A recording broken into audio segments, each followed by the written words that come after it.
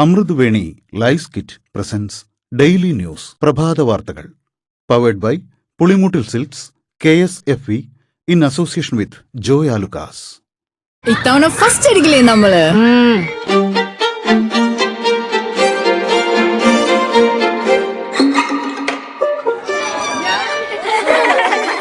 കുട്ടികൾക്കൊക്കെ പെയിൻ ശല്യം ഉണ്ടാകും. അതുകൊണ്ട് ലൈസ് കിറ്റ് ഉപയോഗിച്ച് ക്ലാസ്സിൽ വരാൻ പ്രത്യേക ശ്രദ്ധിക്കണം. ലൈസ് കിറ്റ് ലൈസ് റിമൂവർ പെയിൻ ശല്യത്തിൽ നിന്നും ഉടനടി ആശ്വാസം.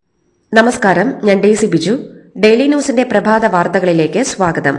ഇന്ന് ഡിസംബർ 19 വെള്ളിയാഴ്ച. 10 വർഷം NDAയ്ക്കൊപ്പം നടന്നിട്ട് എന്തു കിട്ടിയെന്ന് BDJS ആലോചിക്കണമെന്ന് SNDP യോഗം general secretary Vellappally Natesan. BDJS ഇടതുപക്ഷത്തേക്ക് പോകണമെന്ന് അഭിപ്രായമുള്ളവർ ഉണ്ടെന്നും വെള്ളാപ്പള്ളി പറഞ്ഞു. 300ഓളം സീറ്റുകളിൽ മത്സരിച്ചിട്ടും ഇത്തവണത്തെ തദ്ദേശ തെരഞ്ഞെടുപ്പിൽ 5 സീറ്റിൽ മാത്രമാണ് BDJS സ്ഥാനാർത്ഥികൾക്ക് ജയിക്കാനായത്. തദ്ദേശ തെരഞ്ഞെടുപ്പിലെ വമ്പൻ തിരിച്ചടിക്ക് പിന്നാലെ മുന്നണിമാറ്റ ചർച്ചകൾ BDJSൽ സജീവമാണെന്ന റിപ്പോർട്ടുകൾക്കിടയിലാണ് വെള്ളാപ്പള്ളിയുടെ ചോദ്യം.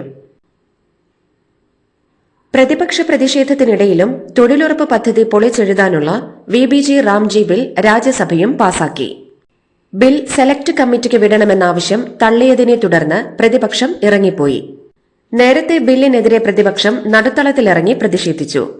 അതേസമയം മഹാത്മാഗാന്ധിയുടെ പേര് മാറ്റുകയല്ല ചെയ്തതെന്നും പുതിയ പദ്ധതിയാണെന്നും ശിവരാജ് സിംഗ് ചൌഹാൻ സഭയിൽ പറഞ്ഞു. പ്രതിഷേധത്തിന്റെ ഭാഗമായി പ്രതിപക്ഷം ബില്ല് വലിച്ചുകീറി എറിഞ്ഞു. പിന്നാലെ ബഹളത്തിന് കീഴടങ്ങില്ലെന്ന് ശിവരാജ് സിംഗ് ചൌഹാൻ വ്യക്തമാക്കി. സാധാരണക്കാരുടെ നിത്യജീവിതത്തെ ബാധിക്കുന്ന വിഷയമാണിതെന്നും ഇവരെ ജനം വഴിയിലൂടെ നടക്കാൻ അനുവദിക്കില്ലെന്നും ജനങ്ങളെ പിച്ചക്കാരാക്കാനാണ് VBG റാംജി ബിൽ എന്നും കോൺഗ്രസ് അധ്യക്ഷൻ മല്ലികാർജ്ജുൻ ഖാർഗെ. മധ്യപ്രദേശിൽ നിന്നും ദില്ലിയിലേക്ക് വന്നതോടെ ശിവരാജ് സിംഗ് ചൌഹാൻ പാവങ്ങളെ മറന്നുവെന്നും അദ്ദേഹം പറഞ്ഞു. ശബരിമല സ്വർണക്കൊള്ളക്കേസ് തെരഞ്ഞെടുപ്പിൽ തിരിച്ചടിയായെന്ന് CPM പത്തനംതിട്ട ജില്ലാ സെക്രട്ടേറിയറ്റിൽ വിമർശനം. പത്മകുമാറിനെതിരെ സംഘടന നടപടി സ്വീകരിക്കേണ്ടതായിരുന്നു. നടപടിയെടുക്കാതിരുന്നത് എതിരാളികൾക്ക് ആയുധമായെന്നും നടപടിക്ക് സംസ്ഥാന നേതൃത്വം തീരുമാനമെടുക്കണമെന്നും ജില്ലാ സെക്രട്ടേറിയറ്റിൽ വിമർശനമുണ്ടായി. മുൻ MLA KC രാജഗോപാലൻ പഞ്ചായത്തിൽ മത്സരിച്ചതിനെതിരെയും സെക്രട്ടേറിയറ്റിൽ വിമർശനമുയർന്നു. മത്സരം പ്രാദേശിക വിഭാഗീയതയ്ക്ക് കാരണമായെന്നാണ് വിമർശനം. സമഗ്ര വോട്ടർ പട്ടിക പരിഷ്കരണം വഴി വോട്ടർ പട്ടികയിൽ നിന്ന് പുറത്താകുന്നവർ 24.81 ലക്ഷം പേർ. പൂരിപ്പിച്ചു കിട്ടിയ മുഴുവൻ എന്യൂമറേഷൻ ഫോമുകളുടെയും ഡിജിറ്റൈസേഷൻ പൂർത്തിയായി. ചൊവ്വാഴ്ച കരട് പട്ടിക പ്രസിദ്ധീകരിക്കും. അന്തിമ പട്ടികയെന്ന രീതിയിൽ സാമൂഹിക മാധ്യമങ്ങൾ വഴി നടത്തുന്ന വ്യാജ പ്രചാരണത്തിനെതിരെ മുഖ്യ തെരഞ്ഞെടുപ്പ് ഓഫീസർ സൈബർ പോലീസിനെ സമീപിക്കും. തദ്ദേശ ഭരണ സ്ഥാപനങ്ങളിലേക്കുള്ള തെരഞ്ഞെടുപ്പിലെ കണക്കുകൾ സൂക്ഷ്മമായി പരിശോധിച്ചാൽ LDFന് നിയമസഭയിൽ 64 സീറ്റ് വരെ ലഭിക്കുമെന്ന് CPM സംസ്ഥാന സെക്രട്ടറി MV ഗോവിന്ദൻ. ആന്തൂർ മുനിസിപ്പാലിറ്റിയിലെയും മലപ്പട്ടം പഞ്ചായത്തിലെയും എതിരില്ലാതെ തെരഞ്ഞെടുക്കപ്പെട്ട വാർഡുകളിലെ വോട്ട് കൂടി കണക്കാക്കിയാണ് MV ഗോവിന്ദന്റെ 64 സീറ്റ് പരാമർശം. ഇത് സൂചിപ്പിക്കുന്നത് LDFന് തുടർഭരണം ഉറപ്പിക്കാനുള്ള കരുത്ത് ഇപ്പോഴും ഉണ്ടെന്നാണെന്നും അദ്ദേഹം ഫേസ്ബുക്ക് കുറിപ്പിലൂടെ വ്യക്തമാക്കി. എറണാകുളം നോർത്ത് പോലീസ് സ്റ്റേഷനിൽ ഗർഭിണിയെ പോലീസ് മർദ്ദിക്കുന്നതിന്റെ CCTV ദൃശ്യം പുറത്ത്. എറണാകുളം നോർത്ത് SHO ആയിരുന്ന പ്രതാപചന്ദ്രൻ ഗർഭിണിയായ ഷൈമോൾ എന്ന സ്ത്രീയുടെ മുഖത്തടിക്കുന്നതും നെഞ്ചത്ത് പിടിച്ച് തള്ളുന്നതുമായ CCTV ദൃശ്യങ്ങളാണ് പുറത്തുവന്നത്. 2024 എറണാകുളം നോർത്ത് പോലീസ് സ്റ്റേഷനിലായിരുന്നു ഞെട്ടിക്കുന്ന സംഭവം ഉണ്ടായത്. എറണാകുളം നോർത്ത് പോലീസ് സ്റ്റേഷനിൽ SHO ആയിരിക്കെ ഗർഭിണിയായ സ്ത്രീയെ മർദ്ദിച്ച സംഭവത്തിൽ നിലവിൽ അരൂർ SHO ആയ CI പ്രതാപചന്ദ്രനെ അന്വേഷണ വിധേയമായി സസ്പെൻഡ് ചെയ്തു. ദക്ഷിണ മേഖല IG ശ്യാം സുന്ദറാണ് പ്രതാപചന്ദ്രനെ സസ്പെൻഡ് ചെയ്തുകൊണ്ട് നടപടിയെടുത്തത്. 2024 നടന്ന സംഭവത്തിന്റെ ദൃശ്യങ്ങൾ ഇന്നലെ പുറത്തുവന്നിരുന്നു. ഇതിന് പിന്നാലെ പ്രതാപചന്ദ്രനെതിരെ നടപടിയെടുക്കാൻ മുഖ്യമന്ത്രി നിർദ്ദേശം നൽകുകയായിരുന്നു. 2024 ജൂണിൽ നടന്ന സംഭവത്തിൽ 1 വർഷത്തിലേറെ നീണ്ട നിയമ പോരാട്ടത്തിനൊടുവിലാണ് പരാതിക്കാരിക്ക് ദൃശ്യങ്ങൾ ലഭിച്ചത്. എറണാകുളം നോർത്തിൽ ബെൻ ടൂറിസ്റ്റ് ഹോം നടത്തുകയായിരുന്ന ഭർത്താവ് ബെൻജോ ബേബിയെ അകാരണമായി പോലീസ് പിടിച്ചുകൊണ്ടുപോയി മർദ്ദിച്ചത് ചോദ്യം ചെയ്തതിനാണ് ഗർഭിണിയായിരുന്ന ഷൈമോളെ SHO പ്രതാപചന്ദ്രൻ മർദ്ദിച്ചത്. എറണാകുളം നോർത്ത് പോലീസ് സ്റ്റേഷനിൽ ഗർഭിണിയായ സ്ത്രീയെ പോലീസ് മർദ്ദിക്കുന്നതിന്റെ CCTV ദൃശ്യം പുറത്തുവന്നതിന് പിന്നാലെ പ്രതികരണവുമായി പ്രതിപക്ഷ നേതാവ് VD സതീശൻ. ഇതാണോ പിണറായി വിജയൻ സർക്കാരിന്റെ സ്ത്രീ സുരക്ഷയെന്നും ഇതാണോ നിങ്ങളുടെ ജനമൈത്രി പോലീസ് സ്റ്റേഷനെന്നും ചോദിച്ച സതീശൻ എന്തൊരു പരാജയമാണ് മുഖ്യമന്ത്രി നിങ്ങളും നിങ്ങളുടെ സർക്കാരുമെന്നും ആക്ഷേപിച്ചു.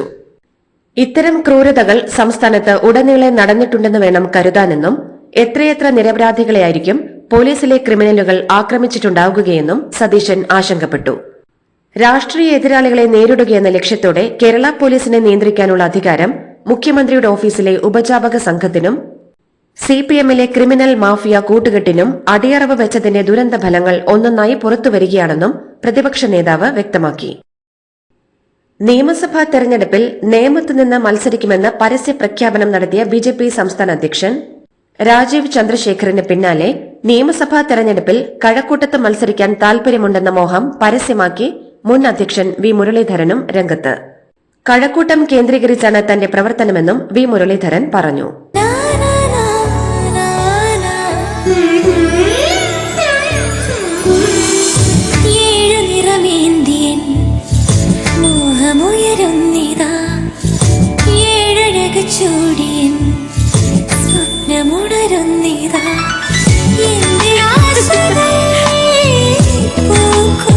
പട്ടിന്റെ കയ്യൊപ്പ് സിൻസ് 1924 പുളിമൂട്ടിൽ സിൽക്സ്.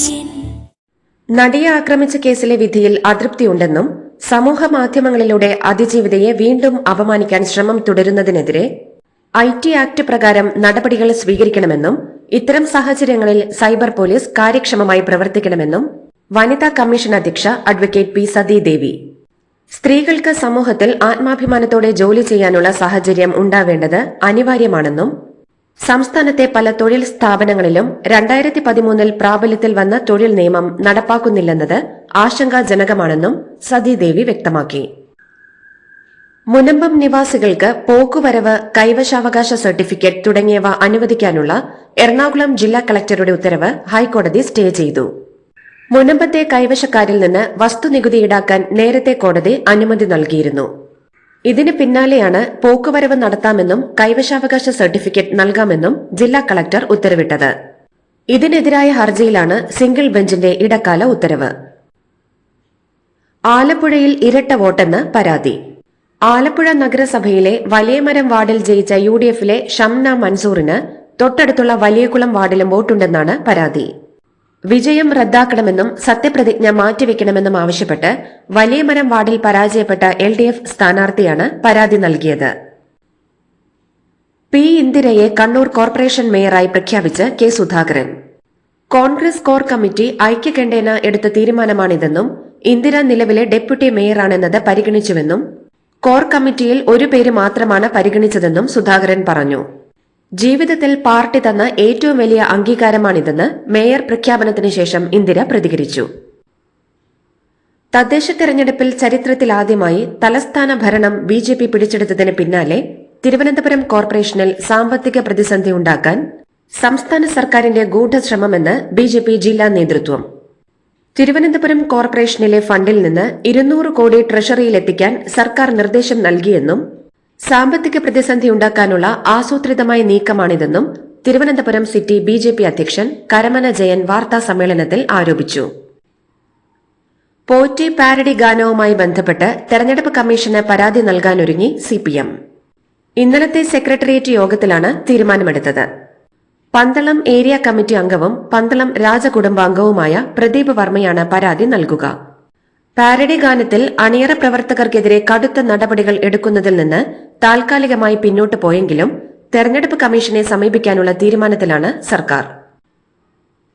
തെരഞ്ഞെടുപ്പിന് സൂപ്പർ ഹിറ്റായ പോറ്റി പാരഡി ഗാനത്തിന്റെ പിന്നണിയിൽ പ്രവർത്തിച്ചവർക്ക് പൂർണ്ണ പിന്തുണയറിയിച്ച് കോൺഗ്രസ്. കേരള പോലീസ് ഇവർക്കെതിരെ കേസെടുത്തതിന് പിന്നാലെയാണ് പാരഡി ഗാനശില്പി GP കുഞ്ഞബ്ദുള്ളയെ നേരിട്ട് വിളിച്ച് AICC general secretary KC Venugopal പിന്തുണ അറിയിച്ചത്. നിയമ പോരാട്ടത്തിൽ എല്ലാവിധ സഹായങ്ങളും ഉറപ്പു നൽകിയ അദ്ദേഹം പാട്ടെഴുതിയതിനെ അഭിനന്ദിക്കുകയും ചെയ്തു. ദേവദാസൻ മോൺസിഞ്ഞോർ ജോസഫ് പഞ്ഞിക്കാരനെ ധന്യനായി പ്രഖ്യാപിച്ച് ലിയോ 14 മാർപ്പാപ്പ. ഇറ്റലിയിലെ നേപ്പിൾസിൽ നിന്നുള്ള ഫ്രാൻസിസ്കൻ സന്യാസ വൈദികൻ ബെറാർഡോ അത്തൊണ്ണയെയും ഡൊമിനിക്ക കാതറിനെയും ഇദ്ദേഹത്തോടൊപ്പം സഭ ധന്യരായി ഉയർത്തിയിട്ടുണ്ട്. സീറോ മലബാർ സഭയിലെ പ്രധാന വ്യക്തിത്വമായിരുന്നു മോൺസിഞ്ഞോർ ജോസഫ് പഞ്ഞിക്കാരൻ.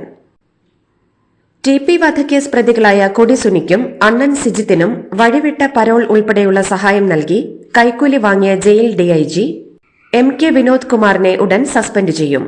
വിജിലൻസ് റിപ്പോർട്ടിന്റെ അടിസ്ഥാനത്തിലാകും സർക്കാർ നടപടി. അനധികൃത സ്വത്ത് സമ്പാദനത്തിന് പുറമെ കൈക്കൂലി വാങ്ങിയതിനും ഇയാളുടെ പേരിൽ വിജിലൻസ് കേസെടുക്കും. കൊടിസുനി 1.80 ലക്ഷം രൂപയും അണ്ണൻ സിജിത്ത് 45,000 രൂപയും ജയിൽ DIGക്ക് ഗൂഗിൾ പേ വഴി കൈമാറിയത് വിജിലൻസ് കണ്ടെത്തിയിരുന്നു. കേരളത്തിലെ SIRൽ തീയതി നീട്ടാൻ കമ്മീഷന് നിവേദനം നൽകണമെന്ന് സുപ്രീംകോടതി. നിവേദനങ്ങളിൽ അനുഭാവപൂർവമായ തീരുമാനമെടുക്കാൻ തെരഞ്ഞെടുപ്പ് കമ്മീഷന് നിർദ്ദേശം നൽകുകയും ചെയ്തു. കേസ് ജനുവരി 6-ന് വീണ്ടും പരിഗണിക്കും. നിലവിൽ 25 ലക്ഷം പേർ വോട്ടർ പട്ടികയിൽ നിന്ന് പുറത്തായി എന്ന് കോടതിയെ അറിയിച്ചിരുന്നു.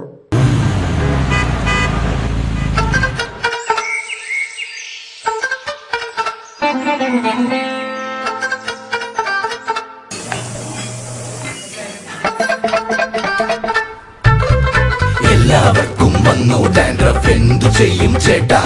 പേടിക്കണ്ട, ഇവിടുണ്ടല്ലോ ഡാൻഡ്രോഫിറ്റിൻ ഓയിൽ. ഉടനടി മാറും ടാരൻ, ഉപയോഗിക്കൂ വേഗം. അമൃത്വേനി ഡാൻഡ്രോക്വെറ്റ്, ദി അൾട്ടിമേറ്റ് ഡാൻഡ്രഫ് സൊല്യൂഷൻ. കഴിഞ്ഞ 5 വർഷത്തിനിടെ പൌരത്വം ഉപേക്ഷിച്ച ഇന്ത്യക്കാരുടെ എണ്ണം 10 ലക്ഷത്തോളമെന്ന് കേന്ദ്ര സർക്കാർ.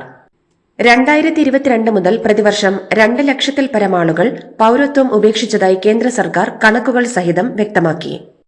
സമ്പന്നരും ഉയർന്ന വൈദഗ്ധ്യമുള്ളവരുമായ ഇന്ത്യക്കാർക്കിടയിൽ ഇന്ത്യൻ പാസ്പോർട്ട് ഉപേക്ഷിക്കുന്നവരുടെ എണ്ണം വർദ്ധിക്കുന്നതായും കേന്ദ്ര സർക്കാർ പാർലമെന്റിൽ അറിയിച്ചു. കരൂർ ദുരന്തത്തിന് ശേഷമുള്ള തമിഴ്നാട്ടിലെ ആദ്യ TVK പൊതുയോഗത്തിൽ DMKയെ കടന്നാക്രമിച്ച് വിജയ്. പെരിയാറിന്റെ പേര് പറഞ്ഞ് കൊള്ളയടിക്കുന്ന ദുഷ്ടശക്തികളാണ് DMK എന്ന് ഈ റോഡിലെ പൊതുയോഗത്തിൽ വിജയ് വിമർശിച്ചു. BJPക്ക് തമിഴ്നാട്ടിൽ പ്രസക്തിയില്ലെന്നും വിജയ് തുറന്നടിച്ചു. പഴുതടച്ച സുരക്ഷാ ക്രമീകരണങ്ങൾക്കിടെയായിരുന്നു TVKയുടെ പൊതുയോഗം. അണ്ണാദുരയും MGRും ആരുടെയും സ്വകാര്യ സ്വത്തല്ലെന്ന് പറഞ്ഞ വിജയ് പെരിയാറിന്റെ പേര് പറഞ്ഞ് നാടിനെ കൊള്ളയടിക്കുന്ന DMK TVKയുടെ രാഷ്ട്രീയ എതിരാളികളാണെന്നും വ്യക്തമാക്കി. കേന്ദ്ര സാഹിത്യ അക്കാദമി അവാർഡ് പ്രഖ്യാപനം അവസാന നിമിഷം മാറ്റിവെച്ചു. കേന്ദ്ര സാംസ്കാരിക മന്ത്രാലയത്തിന്റെ നിർദ്ദേശപ്രകാരമാണ് ഇന്ന് പ്രഖ്യാപിക്കാനിരുന്ന കേന്ദ്ര സാഹിത്യ അക്കാദമി പുരസ്കാരം മാറ്റിവെച്ചത്. കാരണം വ്യക്തമാക്കാതെയാണ് പുരസ്കാര പ്രഖ്യാപനം നീട്ടിവെച്ചത്. Viksit Bharat guarantee for Rozgar and Ajeevika mission ബില്ലിനെക്കുറിച്ചുള്ള ലോക്സഭാ ചർച്ചയ്ക്കിടെയുള്ള പ്രതിപക്ഷത്തിന്റെ പെരുമാറ്റം അപകീർത്തികരമെന്ന് വിമർശിച്ച് കേന്ദ്ര കൃഷിമന്ത്രി ശിവരാജ് സിംഗ് ചൌഹാൻ. കോൺഗ്രസ് MPമാരുടെയും മറ്റ് പ്രതിപക്ഷ MPമാരുടെയും നടപടികളെ അദ്ദേഹം ഗുണ്ടാ രാജുമായി താരതമ്യം ചെയ്യുകയും ചെയ്തു. മുസ്ലിം വനിതാ ഡോക്ടറുടെ നിക്കാബ് വലിച്ചു നീക്കിയ ബീഹാർ മുഖ്യമന്ത്രി നിതീഷ് കുമാർ ഡോക്ടറോട് നിരുപാധികം മാപ്പ് പറയണമെന്ന് കവിയും ഗാനരചയിതാവുമായ ജാവേദ് അക്തർ. പർദ്ദ എന്ന ആശയത്തോട് താൻ ശക്തമായി വിയോജിക്കുന്ന ആളാണെങ്കിലും നിതീഷ് കുമാറിന്റെ പ്രവൃത്തി ഒരു തരത്തിലും അംഗീകരിക്കാൻ കഴിയില്ലെന്ന് അദ്ദേഹം പറഞ്ഞു. ഇന്ത്യൻ പ്രധാനമന്ത്രി നരേന്ദ്രമോദിക്ക് രാജ്യത്തെ ഏറ്റവും ഉന്നതമായ സിവിലിയൻ ബഹുമതിയായ ഓർഡർ ഓഫ് ഒമാൻ സമ്മാനിച്ച് സുൽത്താൻ ഹൈതം ബിൻ താരിഖ്. എലിസബത്ത് രാജ്ഞി, നെതർലാൻഡ്സിലെ മാക്സിമ രാജ്ഞി, ജപ്പാൻ ചക്രവർത്തി അക്കിഹിതോ, നെൽസൺ മണ്ടേല, ജോർദാൻ രാജാവ് അബ്ദുള്ള എന്നിവരാണ് നേരത്തെ ഈ ബഹുമതി ലഭിച്ചിട്ടുള്ള പ്രമുഖർ. ജനസംഖ്യ വർദ്ധിപ്പിക്കാനായി കടുത്ത നടപടികളുമായി ചൈന. 3 പതിറ്റാണ്ടായി ചൈനയിൽ നിലനിന്നിരുന്ന ഇളവ് അവസാനിപ്പിച്ച് 2026 ജനുവരി 1 മുതൽ കോണ്ടം, ഗർഭനിരോധന ഗുളികകൾ, ഗർഭനിരോധന മാർഗങ്ങൾ എന്നിവയ്ക്ക് 13% വിൽപ്പന നികുതി ഏർപ്പെടുത്താൻ ചൈന ഒരുങ്ങുന്നു. രാജ്യത്തെ ജനന നിരക്ക് കുറയുന്നത് തടയുന്നതിനും പ്രായമാകുന്നവരുടെ ജനസംഖ്യ വർധനവിന്റെയും തൊഴിൽ ശക്തി കുറയുന്നതിന്റെയും ദീർഘകാല പ്രത്യാഘാതങ്ങൾ ലഘൂകരിക്കുന്നതിനാണ് നടപടി. ചൈന ജനസംഖ്യ കൂട്ടാൻ ശ്രമിക്കുമ്പോൾ ജനസംഖ്യ കുറയ്ക്കാനുള്ള ശ്രമത്തിലാണ് പാകിസ്ഥാൻ. 60 ലക്ഷം കുട്ടികൾ ഓരോ വർഷവും ജനിക്കുന്ന പാകിസ്ഥാനിൽ പണപ്പെരുപ്പവും ജനസംഖ്യയും ഒരുപോലെ വർദ്ധിക്കുന്നത് വലിയ തിരിച്ചടിയാകുന്നുണ്ട്. ഈ സാഹചര്യത്തിൽ കോണ്ടത്തിന് നിലവിലുള്ള 18% നികുതി അസഹനീയമാണെന്നും കുറയ്ക്കാൻ അനുവദിക്കണമെന്നും പാകിസ്ഥാൻ IMFനോട് ആവശ്യപ്പെട്ടു. എന്നാൽ ഒരു സാമ്പത്തിക വർഷത്തിന്റെ പാതിക്ക് വെച്ച് GST കുറയ്ക്കുന്നത് അനുവദിക്കാനാവില്ലെന്ന നിലപാടിലാണ് IMF. പ്രസിഡന്റ് ഡൊണാൾഡ് ട്രംപിന്റെ നേതൃത്വത്തിലുള്ള അമേരിക്കൻ ഭരണകൂടത്തിന്റെ ലോകത്തെ അമ്പരപ്പിക്കുന്ന നീക്കം. തായ്വാനുമായി ചരിത്രത്തിലെ ഏറ്റവും വലിയ ആയുധ ഇടപാട് ട്രംപ് ഭരണകൂടം പ്രഖ്യാപിച്ചു. $11.1 ബില്യൺ അഥവാ 1 ലക്ഷം കോടി രൂപയുടെ മൂല്യമുള്ള ആയുധ ഇടപാടാണ് അമേരിക്ക പ്രഖ്യാപിച്ചത്. ദക്ഷിണാഫ്രിക്കയ്ക്കെതിരായ അഞ്ചാമത്തെയും അവസാനത്തെയും ട്വന്റി മത്സരം ഇന്ന് അഹമ്മദാബാദിലെ നരേന്ദ്രമോദി സ്റ്റേഡിയത്തിൽ. കഴിഞ്ഞ മത്സരം കനത്ത മൂടൽമഞ്ഞ് കാരണം ഉപേക്ഷിച്ചിരുന്നു. നിലവിൽ ഇന്ത്യ 2-1 മുന്നിലാണ്. ഇതോടുകൂടി ഡെയിലി ന്യൂസിന്റെ ഇന്നത്തെ പ്രഭാത വാർത്തകൾ സമാപിക്കുന്നു. ഡെയിലി ന്യൂസിന് വേണ്ടി വാർത്തകൾ വായിച്ചത് ഡെയ്സി ബിജു. ഡെയിലി ന്യൂസ് ലൈവ്.in വാർത്തകൾ വിരൽ തുമ്പിൽ.